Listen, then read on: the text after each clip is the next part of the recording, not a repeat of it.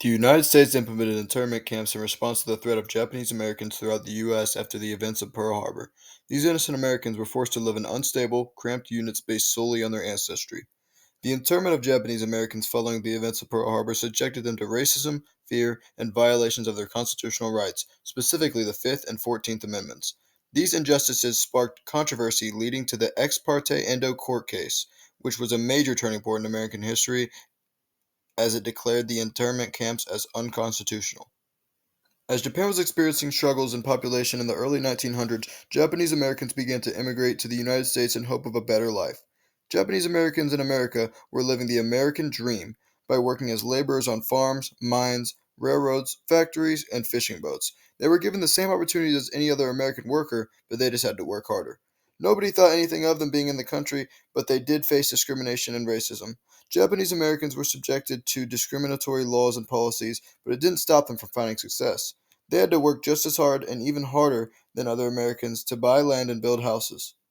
Japanese Americans mainly worked on transforming land on the West Coast into luxuriant farms.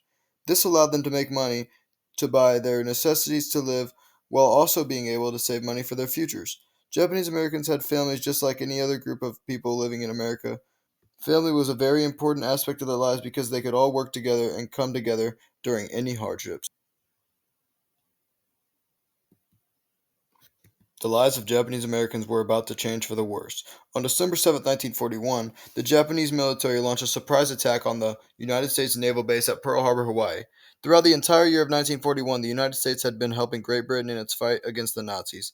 The U.S. had been pressuring and trying to force Japan to stop its military expansion in Asia and the Pacific. This led to Japanese attacking the United States. Japan attacked Pearl Harbor because they had a plan to prevent the U.S. Pacific Fleet from interfering with their planned military actions in Southeast Asia against overseas territories of the United Kingdom, the Netherlands, and lands of the U.S. The attack killed 2,403 U.S. people, including 68 civilians, and destroyed or damaged 19 U.S. Navy ships, including 8 battleships. The attack of Pearl Harbor forever ended the U.S. pre 1941 stance of isolationism and neutrality. It marked the beginning of the world's greatest military power in World War II, which became a major turning point for the nation following the Pearl Harbor attack.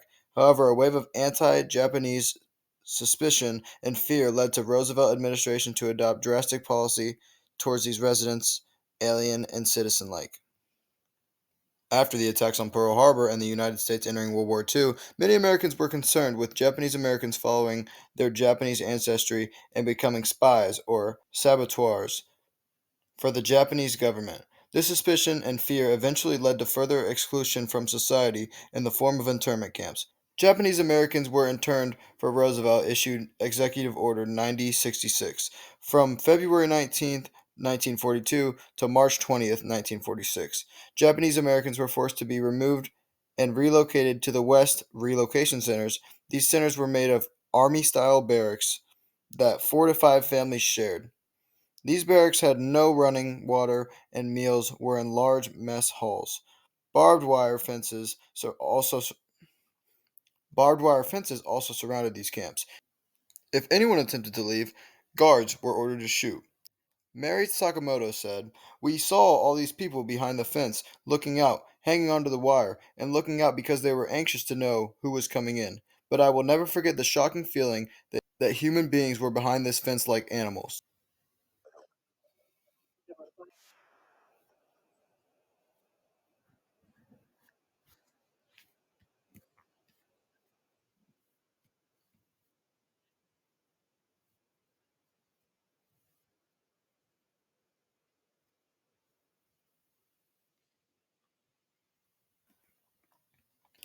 The Supreme Court supported the Japanese American internment camps even though it violated the constitutional rights of Japanese Americans.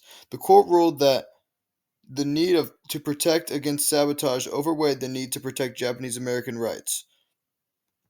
Fred Korematsu, a Japanese American, refused to comply with Roosevelt's Executive Order 9066. About 3 months after the signing of the Executive Order 9066, the FBI arrested Korematsu for failure to report a relocation center. After being convicted of violating military orders at a federal court in San Francisco and given 5 years on probation, Korematsu asked to be heard by the Supreme Court. On December 18, 1944, the Supreme Court ruled that these actions were military necessary and not based on racism.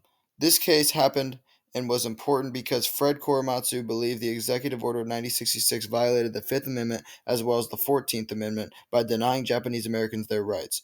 Both of these say no one shall be deprived of life, liberty, or property without due process of law. The 14th Amendment also says citizenship to all persons born or naturalized in the United States. 6-3 decision. Although the Korematsu versus United States case was rebuked despite lots of controversy, it paved the way for the Endo versus U.S. case. The decision from Korematsu versus U.S. highlighted the need for a change for the internment camps which would come from ex parte Endo. Mitsue Endo, a Japanese American who was directly impacted by the internment camps, challenged her internment through a legal case that was settled through the Supreme Court on December 18, 1944. The Supreme Court made the decision that the internment of Japanese Americans was unconstitutional. They recognized that these Japanese Americans who were loyal citizens posed no threat to the security of the United States and should not be held against their will. This ruling would release around 120,000 Japanese Americans that were being held in internment camps across the western states. This ruling marked a turning point in American history as it declared the importance of protecting the civil rights of all citizens no matter their race or ethnicity.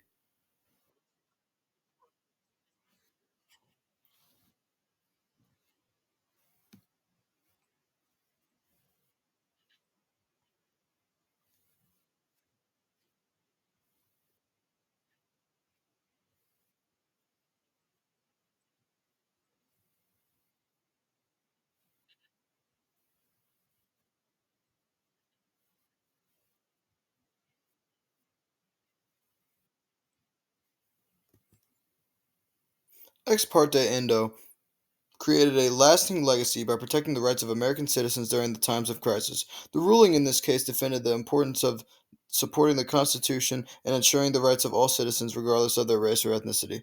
By proving the internment of Japanese Americans unconstitutional, Ex parte Endo helps shape future legal battles and fights concerning the protection of rights. This case serves as a reminder of the importance of equality and liberty